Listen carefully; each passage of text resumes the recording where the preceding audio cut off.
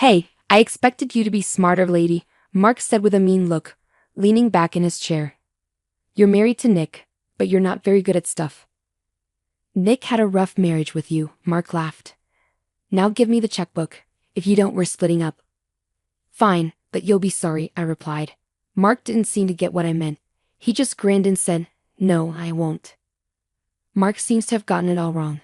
I've got a plan to keep him from getting his hands on Nick's money. I'm Karen, 35 years old. My life was happy until 3 years ago when my husband, Nick, died in a car crash. Since then, I've been heartbroken and struggling to move on. Mark, who was Nick's best friend, has been a huge support. He took me out, suggested movies, and did everything to help me feel better. Thanks to him, I started to heal. Now, 3 years later, I'm thankful for Mark's kindness. But then Mark surprised me one day by proposing. Karen, will you marry me? He asked. I know it's complicated because of Nick, but don't you think it's time to focus on your own happiness? It's been 3 years since Nick's passing, and I feel like I've finally started to heal, thanks largely to Mark's support. I hadn't seriously thought about moving on until now, maybe because of the guilt I felt towards Nick. But when Mark proposed, something clicked. Could being with Mark bring happiness to both of us, and even to Nick? I'll make you happy, for both of us, including Nick, Mark promised, looking me in the eye. I chose to believe him. Okay, I trust you. Thank you. And so, I agreed to marry Mark. At first, married life with Mark was great. Following his wishes, I became a homemaker and focused on taking care of the household. Mark would always message me after work, eager to know what's for dinner and rush home. Even though it was my second marriage, our early days together were filled with happiness. Mark often pitched in with chores on his days off, and there were no complaints. I hoped this blissful life would continue. Things took a turn for the worse after about 6 months. It was around 11 p.m. when Mark finally got home. You're late again. I've asked you to let me know when you'll be late, I reminded him. Got invited out suddenly, he brushed it off. What could I do? You could have just gone to bed, and texting would have been enough. I need to get dinner ready, it's not that big of a deal. Stop nagging as soon as I walk in, he snapped, heading straight to the bathroom. He's been coming home late a lot lately, not just today. And there's no communication from him, not even a call or text. He says he's at a work event, but I wonder if he really needs to go, especially on his days off. He doesn't help with chores anymore. You should at least pitch in on your days off, I tell him. He doesn't bother to respond, saying, Why should I work on my days off? That's your job. Figure it out yourself. But the biggest worry is our finances. Mark gets me what's left of his salary after his own expenses, but lately, that amount keeps getting smaller. This month, it was significantly less. When I asked about it, Mark casually said, Oh, I gave some to my mom, that's why. How much did you give her? Around $1,000? I questioned, feeling frustrated. $1,000? I already said last month that giving her $800 was too much. We can't afford to be so generous. I insisted, my tone becoming firmer. If you subtract your allowance from that, we won't have enough for our own expenses. If she says she needs it, there's nothing I can do. Use your savings to cover the difference, Mark replied casually. What do you mean by or something? Why don't you find a part-time job or something? You're always just lounging around at home. You should do some work, I fired back. I became a full-time homemaker at Mark's request. His harsh words shocked me. But I realized we needed extra income to make ends meet. Reluctantly, I started looking for a job. Luckily, I found a part-time job with short hours, so it didn't interfere much with my routine. One day, I came home late from work to find the front door unlocked. Peering inside, I saw Mark was already home.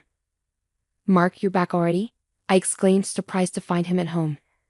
He spun around with a start, hastily concealing something behind his back. Hey, what were you just hiding? I asked, suspicion creeping in. Nothing, just forget about it. Mark quickly dismissed, but I wasn't convinced. You were hiding something. I persisted, snatching something from Mark's hand and realizing it was my bank book. What were you doing with this? I demanded, feeling a surge of anger. Just checking something. Give it back, Mark said, trying to take it from me. You've saved up quite a bit, huh? I had no idea, he remarked, flipping through the pages. You always say we're short on money, I argued, feeling betrayed. What's going on? All this money should go to my mom, Mark stated casually, interrupting me. Huh? That's not. I began, shocked by his bold request. It's only right to give such a large amount to my mom, he insisted, acting like it was the most reasonable thing ever. Why should I give your mom my money? I objected, feeling my anger rise. Since when is the wife's money the mother-in-law's money? Don't you know that? Give me the bank book now, he demanded, his tone getting more aggressive. No way. This money is mine, I declared, holding onto the bank book tightly. I fled from Mark, who was trying to snatch the bank book from me, and locked myself in the bedroom. While Mark banged on the door, demanding the bank book, I couldn't shake off the feeling of betrayal and anger. As I wrestled with what to do next, the only solution that seemed clear was to divorce Mark. I wondered, if Nick were here, what would he advise? The thought of Nick's absence hit me hard, and I couldn't help but cry. That money had to stay away from Mark, no matter what. I swiftly stashed the bank book in a locked suitcase and waited for Mark to come back. But he didn't return that day. Night fell, and I drifted off to sleep. When I woke the next morning, Mark still hadn't returned. With a clearer head than the night before, I knew I couldn't keep living like this. I refused to hand over the bank book to Mark. He had insulted not only me but also Nick. I couldn't forgive him. Gathering only the essentials, I waited for Mark's return. Finally, when he did show up, he seemed surprised to find me awake. Where have you been? I questioned, my voice steady but firm. I went to my parents' place. Just came back from the real estate agent, he answered casually. The real estate agent? With your $300,000? I asked, my suspicion growing. I bought a new house for my mom. It's a brand new single-family home, Mark declared proudly, expecting me to go along with it. Huh? Give me the bank book now. If not, we're getting a divorce, he demanded, his tone becoming stern. I get it. Oh. Are you talking about splitting up? That's okay with me, I said calmly, surprising Mark. Wait, what? Mark was shocked, not expecting me to be so okay with it. Did he think I'd just give him access to our money if he mentioned divorce? All right, but you'll be sorry, I warned.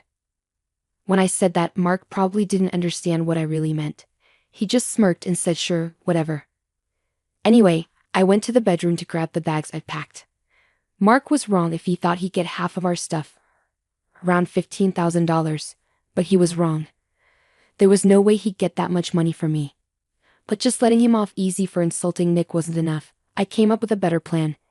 It would teach Mark a lesson if he experienced what he put others through. I put my bank book back in the kitchen drawer, grabbed my bags, and said, I'll send you the divorce papers later. Don't mess with my stuff. I'll move it when I can. Mark seemed suspicious of my careful planning, but I left anyway. I booked a room in a nearby business hotel and decided to stay there for about a week. During my time at the hotel, I found a rental apartment that was good for living alone. After sorting out the rental agreement, I started moving right away. I came back to the house while Mark was out in the afternoon to move my stuff. When I checked the bank book I left in the drawer, money had been taken out, leaving $150,000 behind, just like I expected. Mark probably used half for himself and bought a new house for his mom, but he regretted it later. I got the divorce papers from City Hall, filled them out, and sent them to Mark. But even after a week, then 2 weeks, they hadn't reached City Hall. And I couldn't reach Mark on the phone. After nagging him for a while, Mark finally answered, sounding annoyed. Can you hurry up and send the divorce papers to City Hall? Divorce papers?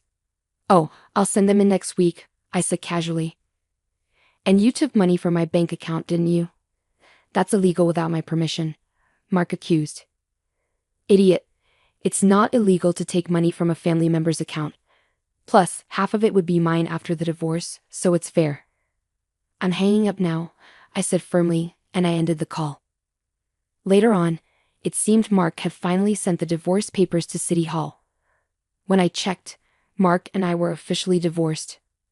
A month later, I was at work. The place where I worked part-time was offering full-time positions, and I applied. They accepted me. I heard some noise near the entrance, so I went to see what was happening. To my surprise, Mark and his mom were arguing with the receptionist. I rushed over and asked, "What's going on?" When I spoke, it turned to me urgently. Karen, we've been searching for you. Please listen, Mark begged. Please, Karen, forgive us, his mom added, sounding shaky. As they began to argue loudly, I somehow managed to calm them down. I told my boss about the situation, and we decided to talk things out at a nearby cafe. What's going on? I asked, feeling uneasy about the surprise encounter.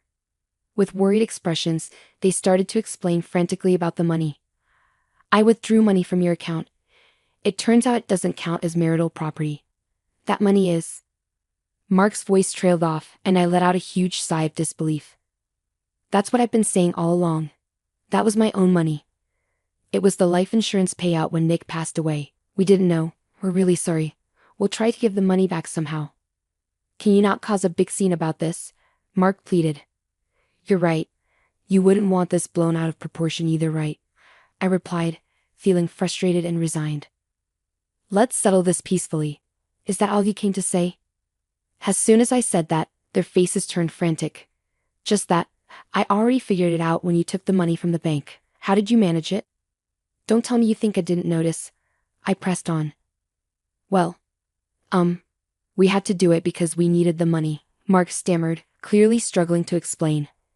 Here's what likely happened. You can't withdraw $150,000 all at once from an ATM. It would take too long. So they probably tried to withdraw it from the counter. But for large sums, a power of attorney from the account holder is needed. I guess my mother-in-law wrote that power of attorney and she probably pretended to be me when the bank called for confirmation. Essentially, my mother-in-law impersonated me. This is clearly illegal, and yet they were still trying to cover it up. There's no way I can forgive this, I said firmly, cutting off Mark's attempts to plead for forgiveness. Lawyers have been coming to the office, employees are staring, and my boss is asking questions. My job is on the line. If things get worse, I might have to quit, and I won't find another job easily. Please let's settle this without going to court, Mark begged, desperation clear in his voice. My husband told me we're getting a divorce. I was just dazzled by the idea of a new house. It was a rash decision. I did find solace in this man after Nick's death. Maybe I could forgive him if he was sincere, but he also insulted Nick. If not for that, things wouldn't have gone this far. I thought to myself, feeling torn. It's out of my hands now. Our next meeting will be in court, I declared, standing up to leave. Wait, Karen, please. Mark and his mother pleaded, kneeling in the cafe. But I ignored them and walked out.